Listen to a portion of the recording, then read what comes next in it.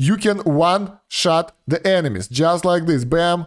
Oh my god, guys, this is crazy. So look at the amount of loot we are getting just from that. Sup guys, it's Kosh, and today we are doing farming guide for Idle Berserker. We will farm early game and late game, and those things are a little bit different, but you will know everything in this video. Let's go. So the first and the main thing about the farming, that you have to do it online.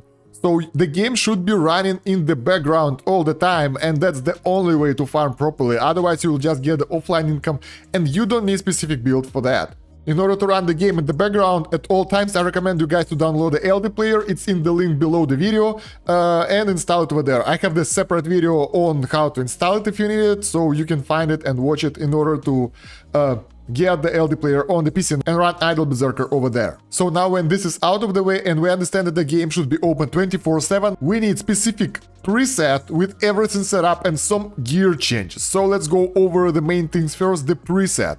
This is the default preset I'm using for farming. So basically for skills we have those things over here. I won't go over them too much because you can just copy paste it and it will be enough. Then the mastery. In the mastery we have attack, critical damage, critical chance, gold rate, experience rate, attack speed, skill damage, no boss damage, and amplify attack. That's all you need early on. Later on, if you are in chapter 2, you will need amplify health and health bonuses as well, but I mean, if you're there, you don't need the farming guide already. You already have SSR weapons and stuff and you know how to get them. Next one is the awakening ability. Mostly you want item drop rate over here if you can. Roll it if you have extra stones. If you don't have extra stones, you can go with your attack preset as well. That will work, you can farm higher stages like that, but my recommendation is getting item drop rate, so that's what I rolled here, and I got some attack here, randomly decided to keep it. For the wall stones, I use my basic wall stones because getting additional set with specific drop bonuses is really expensive, so I decided not to do that. Although, if you want the most efficient farming wall stones, you wanna go for, I think, fire ones or the green ones. But yeah, this is so expensive and so late game that probably you don't want to do that, so stick with the ones you use, and that should be celestial for your own good for the late game. Now for the creatures, it is important. Go for the creatures and get this guy, the one that gives you diamonds on destroying obelisks. There is a chance that he will give you diamonds on destroying the obelisks.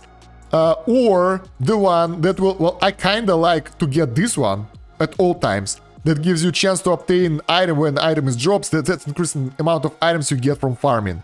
And another option that you have is this guy who is giving you level up when you destroy obelisks. So for the flying slot, this is a no-brainer. You want to get the one that's giving you item dropped bonus. You can get another one that gives you enchantment stones, but that's not worth it at all in my opinion. So it's better to go for the item drops because that will allow you to get more SSR weapons and that kind of stuff.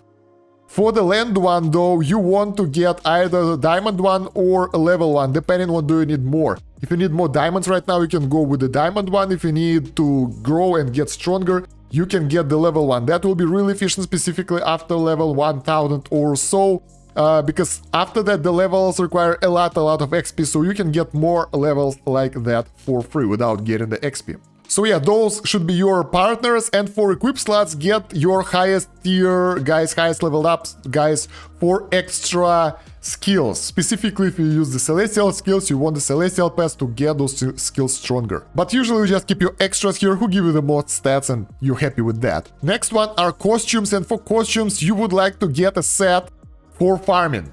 If you have enough costumes though. So I personally don't have enough costumes for the second set, and my main set is pretty good one, I'm happy with that one. But you would like to get that sooner or later when you will get more of those. And what do you wanna roll for? Your best bet will be rolling for stage monster bonuses, because that's what you're doing, you're killing stage monsters. And as for the bonus, you would like to get either attack, amplify attack, and basically yeah, those are the best options for you. You can also go for critical damage, decisive strike damage, all element damage, but attack and amplify attack would be your best bet. So if you are really into farming long term, you would like to get those things available for you and get 4 guys like that, and that will give you quite a good bonus to your attack and everything.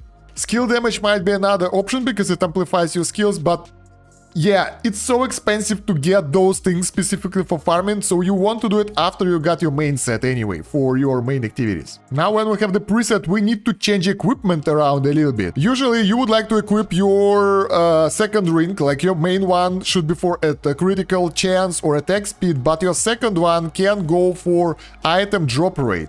And that one will help you out. Once again, if you are like mid-early game, you can get... You don't really need that because equipment will grow really fast. You need to get it only at SR tier and higher. If you got the SSR sets, obviously get the set that you use for farming abilities. And yeah, just get it in your SSR that you use for farming. That will be a better option for you. As for the weapon and the gauntlet, I'm not really sure that it's a good idea to go for the lower tier, specifically if you are not an SSR, and change abilities there for farming. Although that will be a good option. That will give you a lot more equipment drops, but it will be really expensive and it will lower your DPS quite a lot, so you will have to farm lower levels. So it's like, it's a good gains if you got pretty good weapon as well. So if you get several SSR weapons, for example, that will do, but in other cases it's not worth it in my opinion. Let me know if you think differently though. So now when your character is equipped, what do you want to do? You want to select the stage. You don't go to your maximum stage. You go to the stage in which you can one-shot the enemies, just like this, bam. And just like that, you want to one-shot the enemies with your normal attacks.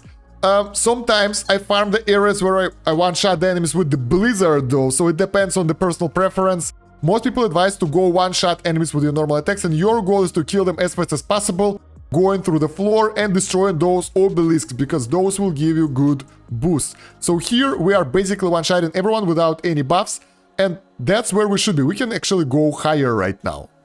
In any case, try to get to the areas where your rewards are higher. So at some point, you will get higher tier weapons as it drops, higher tier amulets and that kind of stuff. So for example, for ultimate, we already get a tier 2 amulets instead of tier 1. And that will give you way better gains over time. Moreover, you get more of other resources as well. So yeah, that will be useful. Now, why do you want specifically that build for farming with item drops? Because first of all, well, farming is efficient to get levels and stuff to get stronger, so you can get those additional mastery points out like that every day and get your hero stronger, that's obvious. But what's most important though are the equipment. You get a lot of equipment drops like that, and when you ascend all, you get SR weapons already. At my stage, at like, what's that? At end of chapter 1 or whatever it's called. Yeah, it's the end of chapter 1. And last time when I did a summoning session for 1 million diamonds, I've managed to get just maybe 1 or 2 tier 4 SR weapons, and that can be gained from farming in like 2 or 3 days.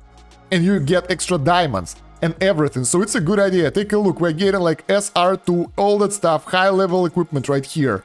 I got this amulet not from summoning, I got it from merging equipment, so merging is way more efficient than actually summoning equipment at later stages. The more you progress, the further you are, the more efficient it is to do merging instead of summoning for equipment. Moreover, there are quick battles and offline tickets. Offline tickets will give you rewards from your highest stage reached. Right now we are in the area where we drop amulets A tier 1, but this offline ticket will give us A tier 2, so this is higher value here and it's based on your maximum progression, so don't forget to do that. Moreover, quick battle here, 4 hours of offline reward instantly for the cost of 5 kind of diamonds. It's a really good deal because you can get that amount of resources, guys. Let's actually see how much do we get for summoning. Let's go do the summoning that costs 3000 diamonds. Alright, let's go. So we get a really low amount of stuff here, right? So the guaranteed results are really low and it's not efficient in terms of diamond summoning. So you want to do this maybe a few times actually, I'm not sure. I'm pretty sure that 500 diamonds and 1000 diamonds are good options, not sure about the higher points over here, because you get the weapons, you get the amulets here and all that stuff, and here, as you can see, it's based on the current stage, not on the maximum stage like offline ticket. So yeah, it's better to do it at your highest stage, because you will get the same amount of resources, but higher tier. So yeah, you should do it at least once or maybe twice per day. I'm not sure about the maximum value, probably it's still good. So let me know in the comments, I haven't researched that yet to be honest, but I know that you should be doing this daily. That's a good deal right here. Let's go and try to ascend the equipment that we've got, and we've got another SR tier 2 weapon. Oh my god, guys, this is crazy. So look at the amount of loot we are getting just from that, and we're already closing in on the necklace again. So yes, it's really important to do that farming. If you'll be doing it in the background, you will grow very fast. You can get in top 2000 no problem. Like, I am doing it from time to time, not actively playing the game right now, and I'm ranked where? I'm ranked 1.6k.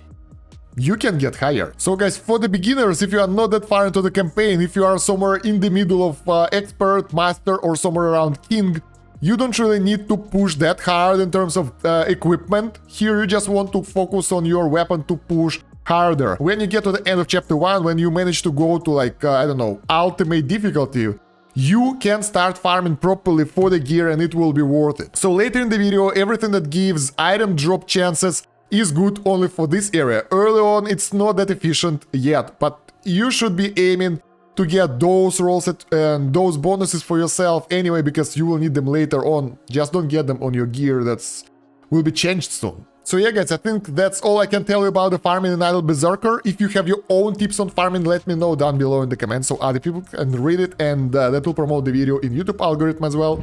And like the video, subscribe to the channel if you haven't yet, and make sure to check the video description for more links. We have more YouTube channels over there. I'm running 3 right now, that's crazy. Discord, social media, LD player link that will allow you to play the game on the PC, in the background mode, whatever, and Idle Berserker playlist with more videos. And yeah guys, thank you very much for watching. That's about it for now. Stay and Kosh out. Have a good one. Bye.